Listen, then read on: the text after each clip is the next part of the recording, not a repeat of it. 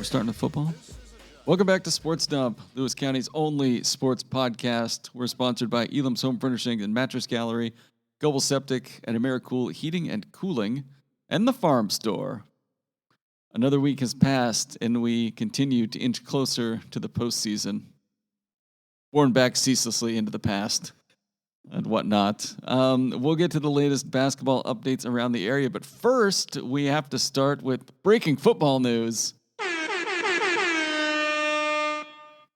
The Tacoma News-Tribune's John Manley first reported Wednesday that the 2A GSHL and the 2A Evergreen Conference are set to merge for the 2026 and 2027 seasons. What? Whoa. The EvCo petitioned to join the GSHL in December and was rejected. But the District 4 Executive Board reversed that decision on Tuesday and said, accepted. Zach talked to a few ADs and coaches around the league to get their thoughts and can help us fill in some blanks here. But the big one, is the entire EvCo going or just some of the EvCo? Some of the EvCo. It's been reported that Centralia is not a part of the merger. They are. We don't know what's going to happen with them. There's a couple potential landing spots. The 1A Evergreen kind of makes the most sense. It could go independent, but nothing on that front has been finalized. And then obviously Shelton is 3A, so they play all the 3A schools. So that leaves Tumwater, WFS, Aberdeen, and Black Hills. They want to join the Greater St. Helens League to create a 12-team league for the main purpose of non-league scheduling.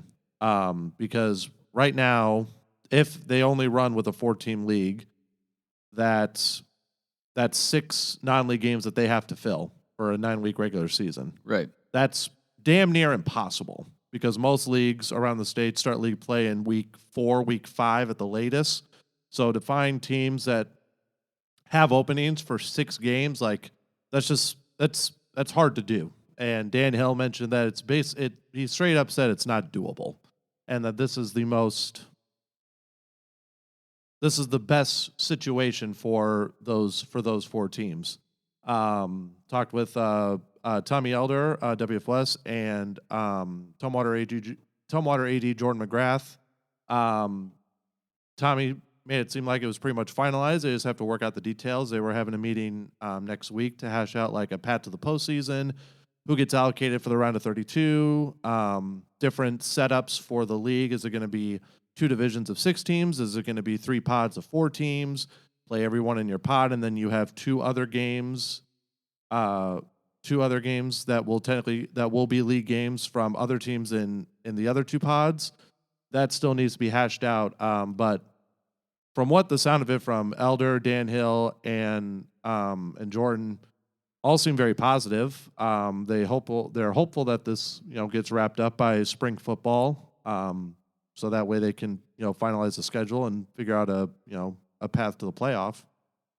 Can I try to name the 8 GSHL teams?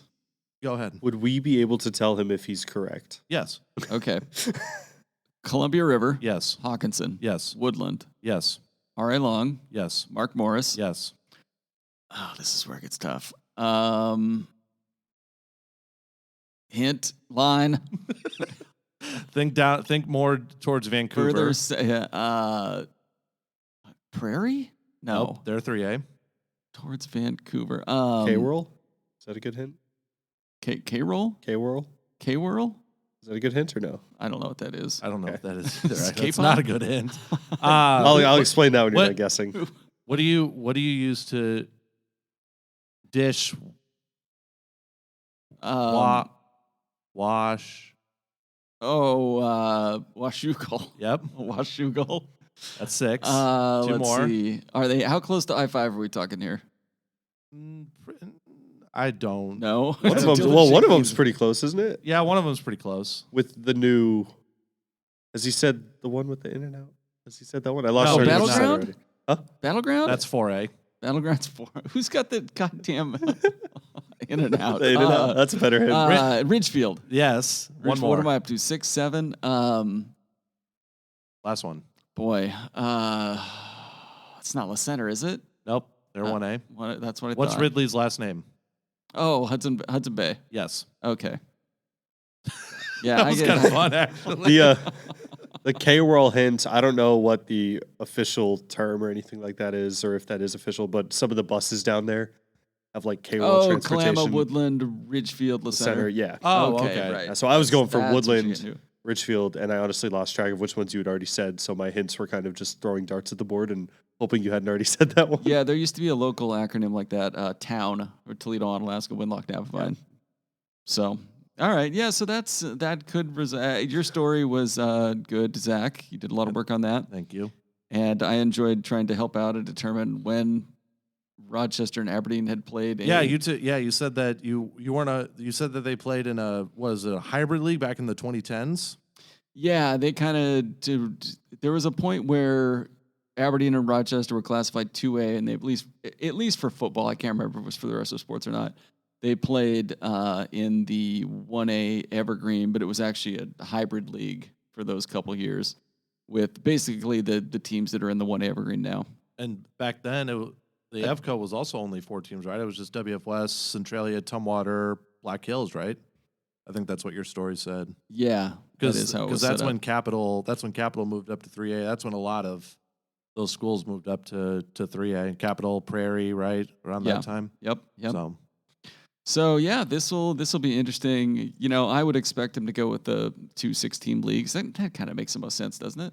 I think three pods of 4 teams, because you can do it geographically to where, I mean, if you do 2 teams of 6, so let's kind of, if you do 2-6, you probably you just go like a north-south. Probably, yeah. You'd have the 4 EvCo teams plus probably Ari Long, Mark Morris, and then you'd have the other 6 GSHL teams in one. But if you go 3 pods of 4, you could separate because the 2 struggling teams in the GSHL are Hudson's Bay and Ari Long. Those are the 2 teams that aren't competitive enough in that league.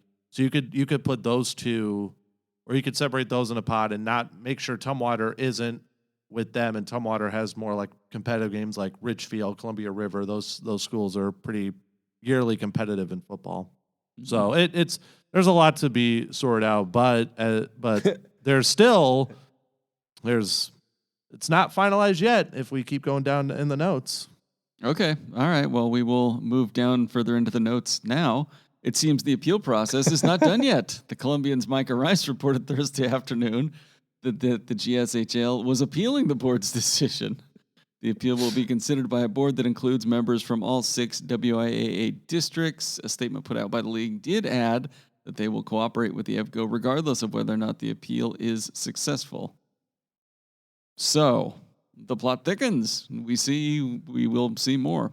This has got to be done by, I know Tommy and Jordan were telling me no matter what, a resolution has to be decided by spring football. Is that's their goal, because they have to get these games, scheduled and get a 9-game schedule put together. So I'm hopeful that there's some clarity on this latest. What if they just keep a 4-team EvCo and everybody plays everybody 3 times? Who says no? You'd have to play. Well, you could Black play Hills and Aberdeen. Probably, yes. If you just want to have a 9-game regular season of just those 3 games, do you not want to have? What more do you need? Sure. I guess Tumwater might get bored, but Tumwater, I think, would get very bored. I'll tell you what, WF West 3 times. A 3-game set between Tumwater and WFS would be sweet, but if I'm Aberdeen and Black Hills right now, I'm going why would we want to do that? Yeah, that's true. They would not sign up for that. Trying to see, I'm reading through Micah's story just real quick to see if there was some kind of timeline on. Oh, and I miswrote that. It's one of. Oh yes, it is a board that will include members from all 6 geographic districts. There is no timeline on that decision, though. It looks like as of now. I'm sure they'll figure it out before, within a few weeks. How long could it possibly take? Somebody appeal that, or is that the Supreme Court? That's shadow docket. Where can I appeal that decision, regardless of whether it's pro or negative? All right, we'll start with last Saturday's basketball games as we transition out of football and into pre-playoff basketball. Last Saturday's C2BL boys showdown between Adna and Toledo. The Pirates came away with a 61-51 win to give themselves sole possession of first place. Dylan was there. How'd Adna look? Pretty good. Yeah. Salmi was hitting a few threes, which, according to Luke, Salmi hasn't been as consistent from deep this year. Sometimes your shots go and sometimes they don't. They're starting to go again. He had 5 in the game before that. He had 4 in Toledo, including 3 straight in the second that kind of got them that lead. And they never really pulled away, but it also never really got closer than kind of 6 to 8. It was always kind of from that point on in that kind of 8 to 12 range. Toledo's offense didn't really do a lot wrong outside of the obvious, like they just didn't make their shots. Yeah. Just talking to Salmi, this was such, this game had a lot of implications in the league standings, but it is just the first of 2, potentially 3 meetings between these teams. And both coaches kind of just summed it up at the end. He's like, yes, I mean, at the end of the day, it's a simple game. Sometimes you make your shots and sometimes you don't. And Toledo had a lot of good looks in that second half, and they just struggled from outside. I didn't get a specific final tally on, field goal percentage or anything like that. It's hard to do all that with photos and everything too. But you had both coaches afterwards saying, yeah, that's kind of just the difference. Adna hit some big shots and Toledo didn't. Next time it could just as easily go the other way. The district title game last year, Salmi said, went the other way. That's just basketball sometimes. Right. They were happy. Obviously the stakes weren't as high as that district title game, but you can tell they were pumped and pretty amped to kind of get back about that.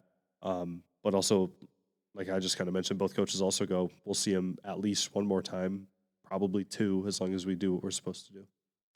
All right, so with 2 weeks until districts, here's where things stand at the C2BL boys. Adna 11-0, Toledo 8-1, Napavine 9-2, and then you've got kind of a drop off. Ani 7-6, Rainier 6-6, Mossy Rock 5-8, Tootle 4-8, Morton White Pass 1-10, Winlock 1-11, and it's 8 of 9 will get in, I believe, the top 8, at least into some Top form of a 8, yeah. pigtail. Yeah, There will not be a pigtail in the boys. Whoever finishes 8th will play the 3rd team in the league in the first round of districts.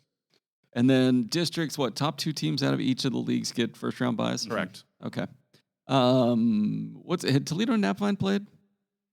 Yes, Toledo won the first meeting. They play again on next Saturday. Okay. All right. On the girls' side, there were some key matchups last week, including Napavine and Adna's first meeting of the season. Zach was there and saw Napavine take down Adna 37-34 in a defensive bout. How did Napavine and Adna look there? Yeah, it's very similar to last year's first meeting. I think the final score was like 34-29, something like that. Adna came out on top. So very similar structure today, or that meeting. Napavine, kind of like what Dylan said about Adna and Toledo, Napavine made more shots. And Adna missed a lot of shots. They missed a lot of open threes. It was pretty much McKenna Torrey and Alyssa Carroll did a lot of the heavy lifting for the scoring for Adna that game. Riley Beebe did as well as she could defensively on Hayden Couts. Held her to 12 points, which I think is probably one of her lowest outputs of the season. But Sophia Bittner came off the bench and hit 3 big threes. Hannah Fay made the 2 free throws to make it a 3-point game, and Adna's last shot was off the mark. So a really good game. They got a chance to see each other another time. They could see each other again in the state tournament. It's the last 3 years in a row if that was the case. So a lot of good things from the first meeting, but I'm sure they're gonna. It won't be the last time they see each other, I don't think. All right, and then later last week, Dylan saw Napavine get another victory. This time beating Tootle Lake 5 and 57-49. Oh, yeah. What did you think of Tootle Lake? You guys were pretty high on Tootle Lake last week. They were really solid. Lainey Dean in that game specifically scored like 17 of 19 of Tootle's points. At one point, she just kind of took over. She really kept Tootle Lake in that game. But when you look at Napavine, I mean, Hayden Count goes for a double-double. Taylor Navander scores 14. Hannah Fay hits a couple threes. They just ended up with more offensively in terms of not just variety and more people, scoring the ball, which shout out Greg Popovich. That's the whole point, right? Mhm. But I think they just had enough, especially defensively. Like Dean was doing her thing. But other than that, I think Tudor Lake had 4 other points in the second half entirely. So Lainey Dean had hers, but defensively, Napavine was able to shut down everyone else. Shout out Sophia Bittner, who that day broke her nose and played well. I forget the exact stat line, but Did she have the Rip Hamilton mask? She did. She had, and it's one she already had because she broke her nose last year. And she's like, yeah, I broke my nose last year, had the mask. And I was like, do you ever think you're going to have to pull it back out? She's like, well, no. But, no. Yeah. Did you ask her how she broke her nose? I think it was volleyball. Oh. Volleyball during PE. Oh. That sucks. I respect it, honestly. That's pretty bad. I remember going way too hard in high school PE too and sweating in the next class. All right. Elsewhere around the league, Zach saw a good matchup between Toledo and Ani. Tuesday, the Loggers topped the Riverhawks 46-45. How did those two teams look? That was an interesting game. Toledo never really pulled away. I think the most they were up by I think it was 8 in the first half, but Ani just kept hanging in there, and then Randy Haight scored all 8 of her points in the fourth quarter. Hit a big 3 to put them up for good at 39-38, and then they held on from there. The storyline of that one, or at least for the Toledo side, was Ellie Fallon went down with she took a pretty hard fall, and she didn't return for the last 5 minutes of the fourth quarter. And you could tell that obviously she's a big piece to what they do on both sides of the court. But you could tell they were just kind of maybe a little out of sorts because they hadn't played without her really all season. So that allowed Ani to take the lead. But still, they rebounded the ball well. Alana Olson was very happy about just the effort and having other people step up.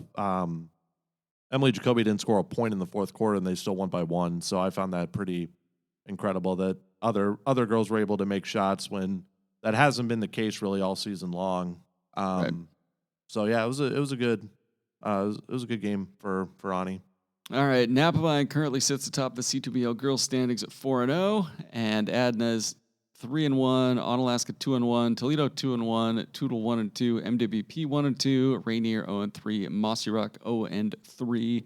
They only play each other once, right? Correct. Okay. And I believe all 8 of these teams will make all 8 will make districts. The 8 from the C2BL will play the 5 from the P2BL in a pigtail, and the winner of that will play the third place team from the C2BL in the first round of districts. Okay. This podcast brought to you by Goebel Septic, providing septic service and portable sanitation for Thurston, Lewis, Mason, Cowlitz, and Grays Harbor counties. Septic pumping, inspection, a riser installation, commercial septic pumping, grease trap services, and of course, the Rencho porta potty, and even a sink to go with it. Visit goebelseptic.com, GOEBEL septic.com, or call 360-736-2167. Do you think there's ever been anybody listening to this podcast and right as we get to the ad, they realize they'd clog their toilet and they're like, holy shit, it's Kismet. I was about to Google this, but they're talking about it. I got an email. Is it from Goebel Septic? I'm in the walls. No, it's something else. We'll check in now on the 1A Evergreen League, where Dillon saw Rochester hold off to 9-0 in a Scatter Creek showdown. The Warriors topped the Beavers 48-46. Dillon, what stood out? Is this boys? This is boys. Okay, Dillon, what stood out about this boys game? So Rochester hadn't won a game all year to this point. Mm-hmm. Put yourself in that spot last week. And they come out and they outscored 9-0 14-0 in the first quarter. And I'm like, all right, this is the Rochester team I'm sure Caleb Sells has been envisioning. Mm-hmm. This is the team I'm sure they've been, seeing themselves having the potential to be. And then Snyder just starts chipping away. Specifically in that third quarter, they go on a big run to open the third, make a dent in that lead, and with 3-ish minutes left in the fourth, they actually take the lead. But then Clayton Knutson for Rochester, he hits a 3. And then I was taking notes. By the time I looked up, I think it was Mancuso, but I'm not 100% sure. Somebody got a steal off the inbound. I look up, the ball's already back in Knutson's hand at the wing. He hits another 3. Crowd goes crazy. They're up, I think, by 4 now. That was kind of it. They were able to kind of drain the clock from there, and they didn't really hit their free throws. But Tenino didn't really make any shots either, except for at the end they did have a shot. I think it was like 1.3 on the clock. They had an inbound play, and I think it was Mancuso. He didn't deflect it, off the inbound, but he ended up with the ball in his hands. I think. I don't know. It was all kind of a blur. But Rochester got their first win, and as we'll talk about in a second, it was the first of 2 last week. But I think that win over Tenino specifically, like talking to Sells after we mentioned the Knutson, the back-to-back threes. He's like, we didn't just need that for the game. We needed that for our season. Yeah. Like at that point, that put them in 4th in the Evergreen. Because as bad as the season had gone to that point, pure record-wise, having an 0-4 going into the middle of January, obviously not ideal. But when you break it down to just league games, that put them at 1-2. And now, as we'll talk about in a couple seconds here, they're 2-2. He's like, as bad, as rough as it's been record-wise, why not now? Especially with the way they played today, the way they played a few days later. I keep alluding to it, so I guess we could just talk about their next game. Let's get to it. Rochester also picked up a last-second victory over Hoquiam on Wednesday, and Zach Todd with Caleb Sills after that game. The Warriors are now 2-2 in league play. They're in 3rd place in the Evergreen. They are 2 games up on Tenino for the final postseason berth with 4 league games to go. Good hell yeah, Sills. Fuck, hell yeah. Yeah, Caleb was very happy after yesterday. Beat Hoquiam 67-64. Tyson Canales, game-winning 3 at the buzzer. This was they were up 64-61 with 13 seconds to go, and Hoquiam's Lincoln Niemi pulls up from 37 feet and gets the foul called. That completely tracks. I thought you were about to say he hit it. I was like, yeah, that tracks. No, that would also track. But the refs called a foul and hits all 3 free throws, and then 5 seconds left, Canales drains the game winner. Second quarter, Sells said it was the best quarter of the season. Outscored Hoquiam 24-11, and then they just it was back and forth the rest of the game. So, they've played as many as 5 freshmen. They've got just 3 seniors, and Mancuso is a sophomore. So this is a very young team that is they're starting to play their best basketball. 0 wins, and now 2 of the last 3. Like they've got all the confidence in the world, and as they should. All right, and then on the girls' side in the 1As, Tenino beat Rochester 59-32. The Beavers are 1-3 in league play, and they are a game up on the Warriors for the final district tournament spot. Anything exciting there? That was a Kylie Gagne show. She had 24 points, I believe. Her and Charlie Jones have been like 1A, 1B for them all season long. It's a very last year Tenino split with Rochester, and they were both close. So this kind of shows the growth for the Beavers to win comfortably this time around. All right, this podcast brought to you by Elam's Home Furnishings and Mattress Gallery. Let's see what they got going on. Yeah, how much money can we save on a Serta iComfort mattress today? Well, you have to click the Shop Now button, and then you will learn that you can save a lot of money. Do you know they have 5-zone response design system going on? It provides full body spinal alignment, offering comfort and support where you need it most. Zach, I feel like that'd be good for you. I feel like you're often sleeping like with your head out a window, or perhaps like upside down in a chair, or just like on a shifting floor. I sleep on my couch. You say that as if like, you fool, I sleep on a couch most of the time. All the time. I don't sleep in my bed. It's got cooling comfort, cool feel fabric that keeps you comfortable all night. Pressure relief. Experience targeted pressure relief with perfect conform memory foam that contours and cradles your pressure points for restorative sleep. Zach, can you imagine restorative sleep? We just send this link to my wife. Sounds incredible. My wife, the part that got me there was the cool fiber or whatever you said. My wife, she's one of those people where it could be like 58 degrees in the room. Yeah. And she's still just like so hot at night. And I'm next to her. It's, 4 blankets, She's got it all sprawled out, but whatever, cool fiber or whatever that was, that sounds appealing. Well, you're so often sickly as you got a cold now. That you're just like, I must have more It's like blankets. a Victorian child. Yes, you wake up and put your sleeping cap on and light a candle to go out and make sure there's no wood on the fire. Anyway, if that's how you sleep and you'd like to sleep better, visit our friends at Elam's Home Furnishings and Mattress Gallery, 1530 South Gold Street in Centralia, or elamshf.com online. We'll move on to 2A basketball. In the EvCo, the WFS girls continue to lead the way at a perfect 5-0 in league. All 5 of their league wins have been by at least 30 points. 4 of them have been by 44 or more. Most recently, they beat Centralia 79-34 in this year's first Swamp Cup meeting. Rube was there, but he is not here. Safe to say, WFS looking in control in the EvCo. Very much so. Okay. Those numbers were so funny to look at. Yeah. And then the first boys Swamp Cup matchup occurred the same night as the girls, and Dylan saw Centralia battle before WFS ultimately pulled away for a 59-39 victory. What stood out there, Dylan? Yeah, Centralia played really well, I thought, specifically in the first half. I think they went into the locker room down 6.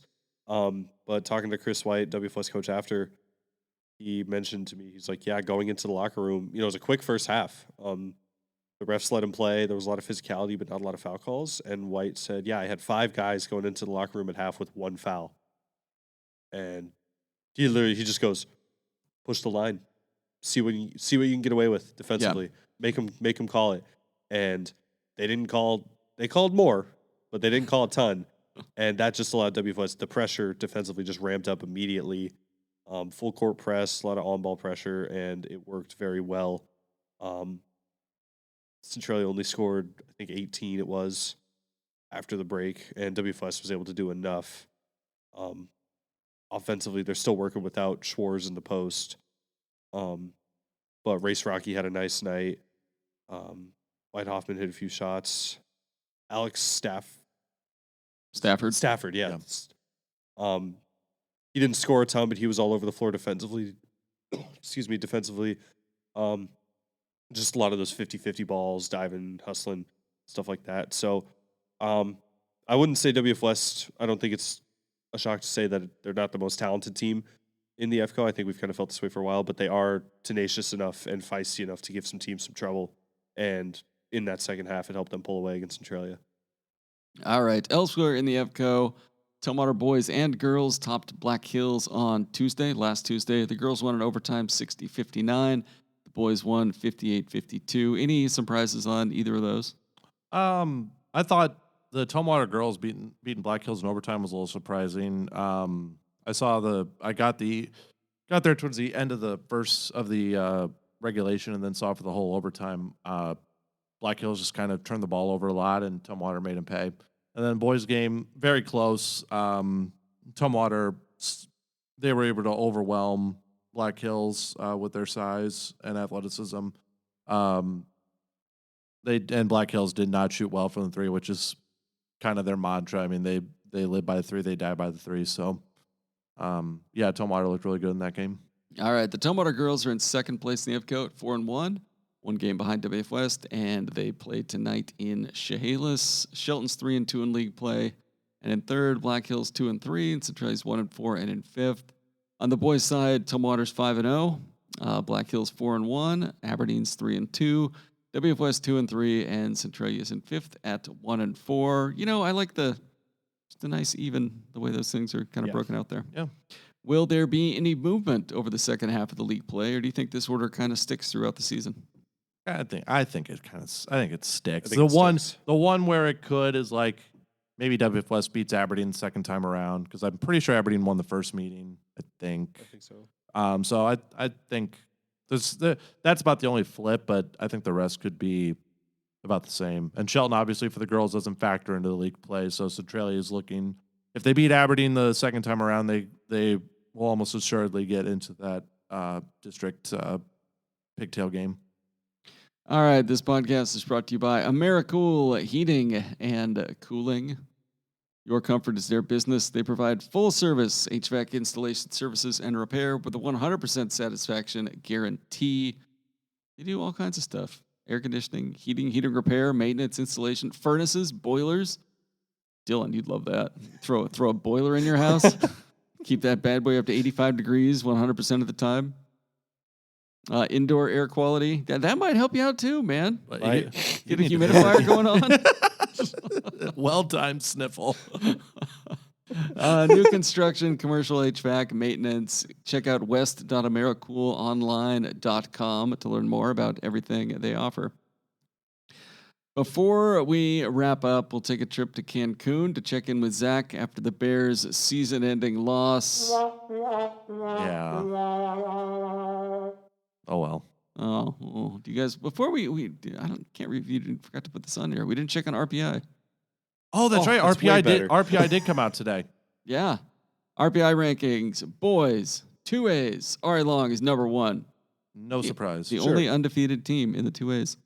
Tumwater is number 2. Oh. 13-1. Sela 3, Bremerton 4, Woodland 5, Pullman, Anacortes, Bainbridge, Black Hills 9. There we go. Is the EvCo better than we thought? Those two are. Tumwater is way better than I thought they would be, if I'm being honest. But yeah, we've started to talk about, in the office, it's that time of year where we're starting to book like hotels and lodging for state stuff. And looking for that Harry Potter cabin again. Do we want to? It was a clean bed, and I slept nice. Whether or not it was Hogwarts in the living room or not, I don't mind. Do we want to talk about your Airbnb booking struggles? Oh, the one without hot water? Yeah, that was just get a goddamn hotel, Jesus. Anyways, children. My point being, this whole time we've been thinking Yakima, like, it's probably WF West girls or bust. Tumwater boys might have a good shot. All right. Which I don't think we would have said a month ago. No, agreed. The one is Zilla, number 1, the only undefeated team out there. Tonight on Rochester, somewhere closer to the bottom. 51, and Rochester is dead last, 54. For now. Rochester's in last? Yeah, Tenaino's 51, Rochester's 54th. They're just, you say that, they're going to be a playoff team. Just watch. In the 2Bs, Colfax is number 1, Northwest Christian is number 2. They're the only 2 undefeated teams. Liberty Bell 3, Tri-Cities Prep 4, Adna 5, Toledo 9, Napavine 11. And it seems just about accurate. That probably. Sounds right, yeah. And then in the 1Bs, Liberty Christian's number 1. Bukayakum 4. They play Toledo coming up next week. Where? In a boys' game at Toledo. Oh. And PL is 34, Nacelle 35. I know. I wish it was in Kathleen. Let's see. In the girls' basketball, RPI 2A girls, number 1, Linden, 16-0, only undefeated team. WF West is 4th. Deer Park's 2, Clarkston's 3, Archbishop Murphy 5. See, here we go. WF West, Archbishop Murphy, round 25 million incoming. In the 1As, Zilla is number 1. All right, Zilla, Linden Christian, Kings, Cascade Christian. Tenino 43, Rochester 46. And the 2Bs, without looking, who's number 1 in the 2Bs? Adna. You're correct. Really? Adna number 1, Brewster number 2, Napavine number 3, Tootle 5, Toledo 8, Ani 9. Morton White Pass 15. Morton White Pass, really? Oh, yeah. And Raymond South Bend 14, Mossy Rocks 17. All right. D4 loaded. Yeah, in the 1Bs, Toledo is 22. So there's your RPI update. Important stuff. You mean PL? PL, yeah. They beat PL beat Nacelle. I just realized we didn't touch on them. The PL girls yesterday. They beat Nacelle, and Maisie King was 2 points and 2 steals shy of a quadruple double. It's pretty good. That's pretty good. Yeah. All right, and then we'll end with a shout out to Centralia's Ava Reinitz, who notched her 100th career pin in wrestling. Win, not pin. Win. Oh, did I put pin? Win. No, you put win. Shout I just out. misread it. Oh, gotcha. Where are you guys off to tonight? Tell me, Tumwater, WF West? And the then girls. Adna, Toledo girls. Okay. All right, we'll wrap it up there. We'll be back next week to once again discuss RPI.